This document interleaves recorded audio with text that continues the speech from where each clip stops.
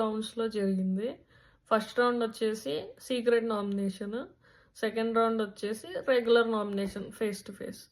So ఈ secret నామినేషన్లో Emmanuel ఇంకా తనుజ డెమాన్ పవన్ని నామినేట్ చేశారు. కళ్యాణ్ సుమన్ శెట్టిని నామినేట్ చేశాడు.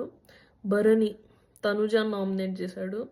డెమాన్ పవన్ కళ్యాణ్ని నామినేట్ చేశాడు. దివ్య అండ్ సంజన భరణిని నామినేట్ చేశారు. సుమన్ అన్న సంజనాన్ని నామినేట్ చేశాడు.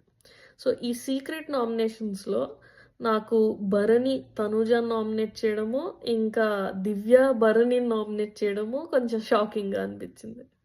ఇంకా సెకండ్ రౌండ్ ఆఫ్ నామినేషన్లో భరణి ఇంకా తనుజ దివ్యని నామినేట్ చేశారు.